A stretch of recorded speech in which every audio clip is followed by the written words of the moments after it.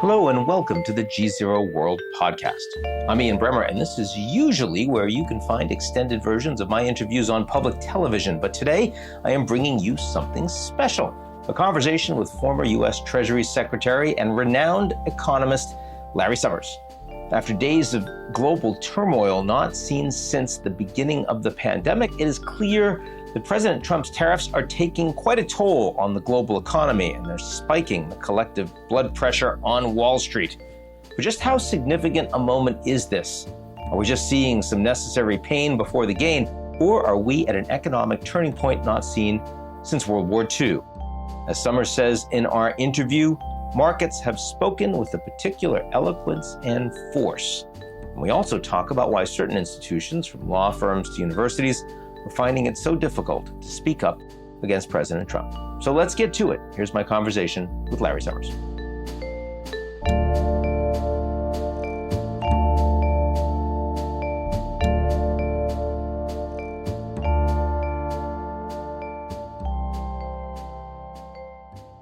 Larry Summers, good to see you, my friend.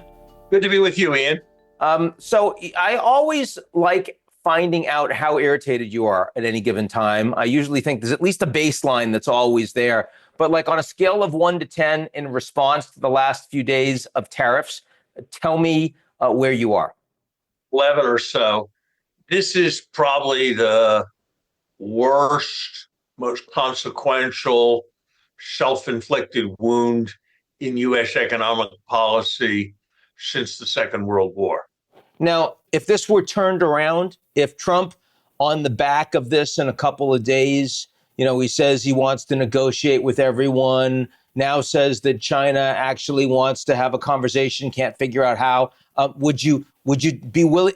Is there still a chance to actually change the direction on this? I think there's a lot of chance to substantially mitigate the damage. If the tariffs aren't imposed or imposed for only a trivial length of time, if there's a sense that we're moving away from an extortionate approach to economic policy, that will calm things down considerably. And that will obviously make the costs of this policy change much lower. But I don't think there's any chance that we come out of this ahead. And I think even in the best imaginable place, we have lost enormous credibility in the world. We've created a large uncertainty premium about what we're going to do next. And we're going to be seen as a less reliable country. And that affects everything from our ability to sell the trillions of dollars of debt we need to roll over each year, to our ability to enter into security alliances with countries, to our efforts to win support from countries in international fora. This kind of truculence does not go unnoticed, and it is not immediately forgotten. So the issue goes to how much the damage can be contained. What do you think they're trying to accomplish here? Because so many of the goals are themselves in some ways in conflict with each other. Do you think they are principally trying to actually, use this as a stick to bring tariffs down, to get concessions from other countries? Or do you think they're doing this principally because they actually want to try to bring more capital, more manufacturing back to the United States? Or is it some other goal? Ian, my expertise is in economics, not in human psychology. And so I'm not sure that I have any ability to assess the president's motives.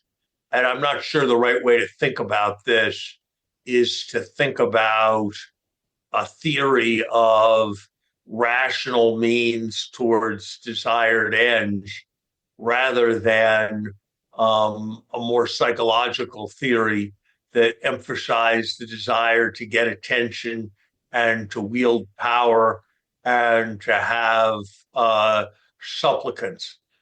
Why does anybody who commits extortion decide that that is the right thing to do? I don't see this as a rational way of either pursuing the objective of strengthening U.S. manufacturing or the objective of reducing other countries' trade barriers. If an administration wanted to and was serious about strengthening U.S. manufacturing, the last thing they would do is demolish the CHIPS Act, which was all about creating more manufacturing capacity, and semiconductors, perhaps the most sensitive good in today's global economy. If the objective were to open foreign markets, surely you would negotiate first and tariff second, not the other way around. So far, the effect of the policies has been to induce retaliation so that foreign markets are going to be more closed to U.S. producers than before. And surely others are going to be more concerned than they would have been previously about the uncertainty that's involved in doing business. When people talk about U.S. exports, they tend not to think about tourism. They tend not to think about higher education. Those are both huge U.S. export industries. And because of the alienation that we've created, we've actually made it much harder to have those exports. I saw a statistic the other day suggesting that Canadian air bookings to the United States were down by 70%. So I actually think there are probably going to be more trade barriers than there were before, not fewer trade barriers. No, and in my field, you talked about reputational capital, and a lot of what you're talking about that the U.S. is now doing economically, I've seen in terms of the U.S. undermining rule of law, in terms of the judiciary, in terms of the way law firms are treated, also on the foreign affairs front, Greenland and, Panama and Canada and Ukraine and all of these things. I mean, it's all aligned in terms of undermining U.S. reputational capital, which, long term, the U.S. may be the most powerful country in the world, but still needs countries to want to do business with us, to trust us, citizens that want to send their kids to American schools, want to buy real estate here, want to take a vacation here. And those are things that, at least in my lifetime, your lifetime, unprecedented to see the kind of damage that's presently being done to those softer but very real factors in what makes America a superpower.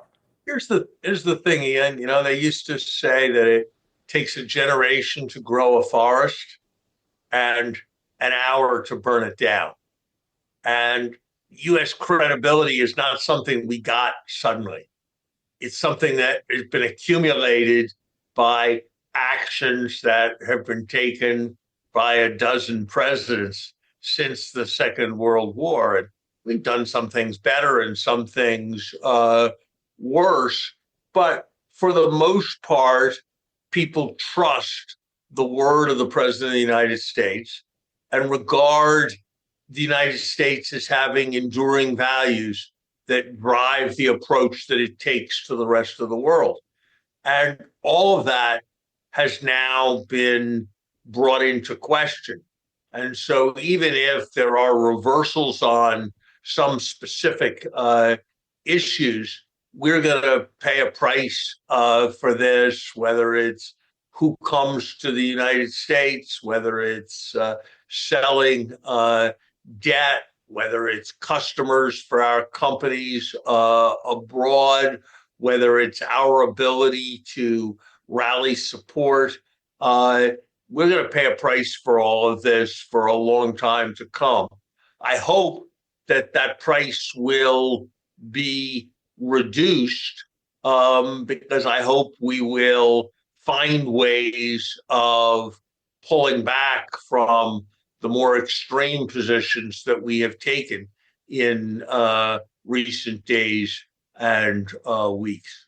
Now, there has been some infighting, most spectacular headlines between Elon Musk and Peter Navarro over the past hours. Haven't seen as much from the CEOs, from the bankers. I mean, people in the United States that, I mean, truly need everything that you and I have been talking about for their organizations and their careers to succeed. I mean, given you're at 11 in terms of your level of concern, I've never seen you at 11 before. You would think that there'd be more of that. Why do you think there is so little of response, public response, pushback from the people that have benefited so much from U.S.-led globalization for the past two generations? I think markets have spoken with a particular eloquence and force. And every time there's a twist in this story towards more protection or towards less protection, markets speak again. I think markets have been able to speak with such force because they're anonymous. No individual is associated with the verdict that they're rendering. And I think for people who lead institutions, they are fearful of retaliation against themselves or against their institution.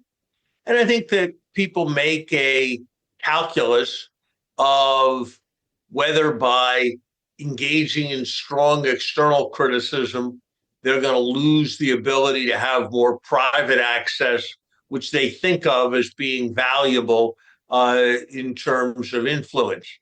I suspect that unless behavior changes, history will record of the United States establishment at this moment that it allowed itself to be especially cowed. And just as there are many who looked back on their behavior during the Joe McCarthy period, when they started speaking out only after McCarthy was clearly on a downturn, and aren't so proud of how they behaved during that period, I suspect there will be others who will, in the passage of time, regret that they were not more vigorous in speaking out at this moment. And I think there will be those who could have been influential who history will judge poorly for their capitulation. But I think that we should be fair. It is much easier for pundits like you and I, Ian, to call for everybody to speak out courageously than it is if you're the fiduciary for a large institution that employs thousands of people, that faces possible retaliation to speak out. So I regret that there is not more speaking out, and have tried to speak out with my voice. But I also understand the complexities of the choices that others may make.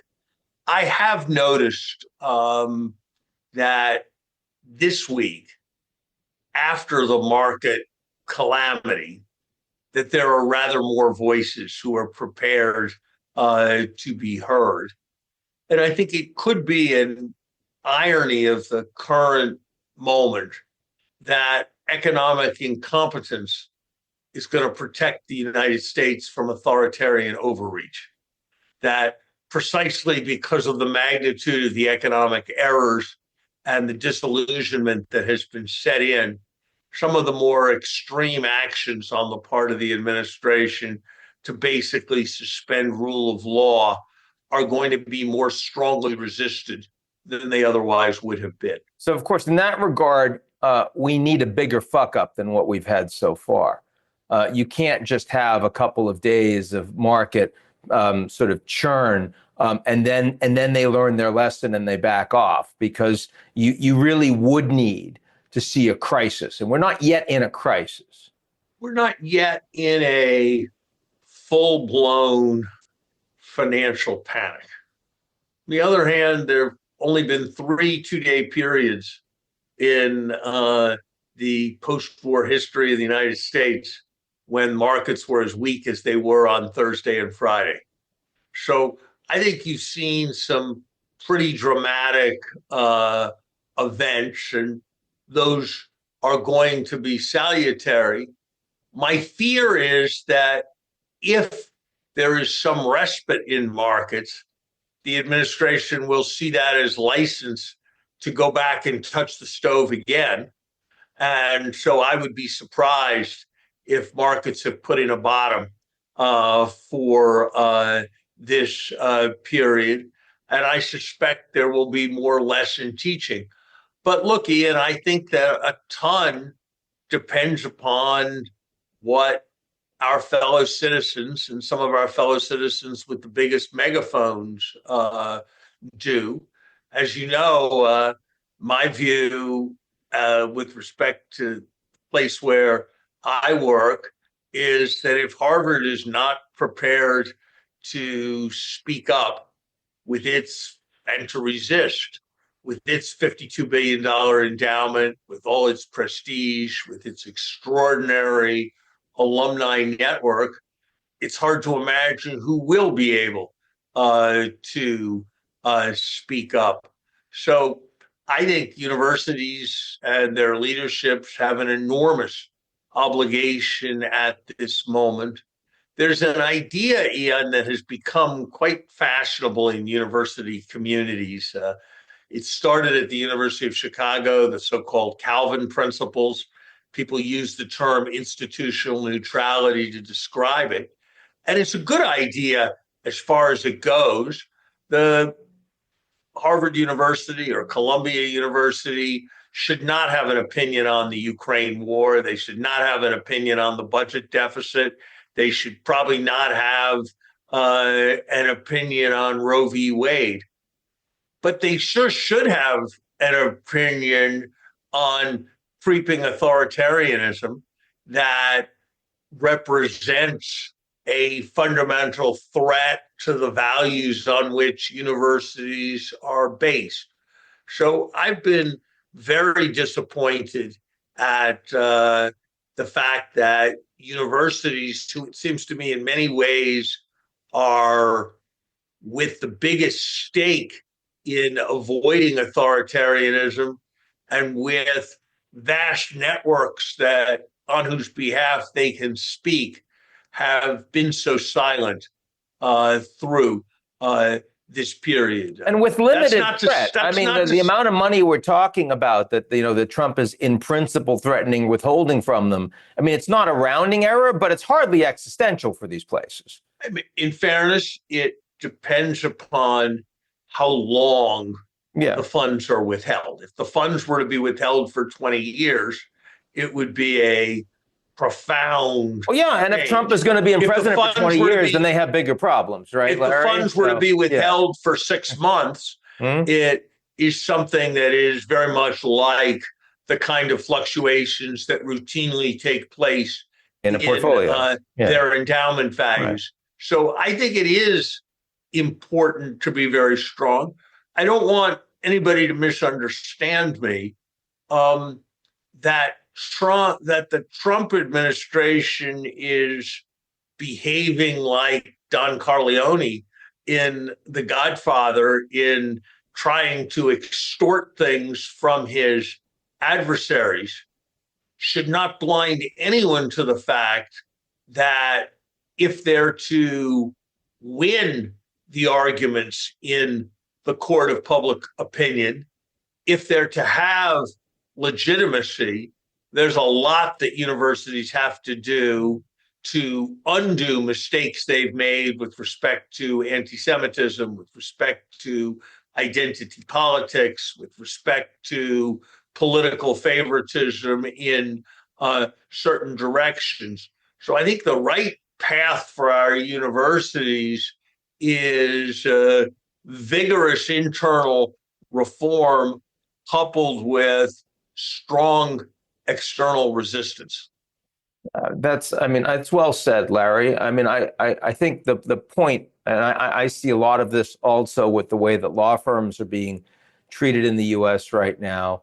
I mean, you can't go after, there's a lot of noise, and there are a lot of people that are willing to say every crisis is an 11 crisis. But there are some things that are actually foundational to the principles of rule of law and democracy. And those are things that core institutions need to stand for, right? So, it's creeping authoritarianism against universities. It's the vigorous and zealous defense of anyone facing charges if you're a law firm. And as a country, if you go against those pillars, we no longer have a representative democracy. I hope that people of goodwill who have need for legal services will pay attention to which firms like Jenner and Block, like Wilmer and Hale, have stood up against this kind of authoritarianism, and also which firms have succumbed. And I hope they'll also pay attention, and I don't want to get into naming names here, but at least one very major and prestigious New York law firm had a managing partner who, in the Oval Office, participated in the mugging of one of the major law firms. And I have to say that I found that something that was very, very disturbing. So are you more worried right now? I'm asking you a little outside of your lane, but I know you're willing to opine on it. Are you more worried about the health of the US and global economy, or are you more worried about the state of American democracy and rule of law? Oh, economies move in cycles. Economies fluctuate. Even pretty egregious economic policy errors can be reversed and economies can recover. But the rule of law, traditions of democracy, once those are lost, history teaches that they often are not regained. That's the lesson of the Roman Empire. That's the lesson of any number of countries in Central Europe and Europe more broadly during the period after the First World War. That's the lesson of any number of experiences in Latin America. So I believe American institutions will hold. I believe that the next thing we have to watch, the thing that I'm paying more attention to than anything else, is how will the judiciary respond, and will the Trump administration respect judicial orders? And while there have been judicial judgments with which I disagree, and while the Trump administration has been aggressive in interpreting adverse rulings, I don't think any fundamental line has yet been crossed with respect to the judiciary as a strong and independent branch of government. But we are clearly has been disturbing rhetoric. Fight. We're heading for that fight. We're clearly heading for that fight, though. Well, so that is the question. Yeah. And if that Rubicon is crossed in terms of a strong and independent judiciary, then I think something has been lost that is far more profound than any kind of economic damage. And ironically, over a period of many years, will be a source of immense economic damage as the rule of law is attenuated. So I hope that the judiciary, because of the courage of judges, and the broader society, because people ultimately know what's at stake in our form of government, I hope all of that will hold. I'm enough of an optimist about the United States to believe that it's likely to hold, but I am far from certain. And if it were to not hold, the consequences would be immense. Larry Summers, always great to have you. That's it for today's edition of the GZERO World Podcast. Do you like what you heard? Of course you do. Why not make it official? Why don't you rate and review GZERO World? 5 stars, only 5 stars, otherwise don't do it. On Apple, Spotify, or wherever you get your podcasts. Tell your friends.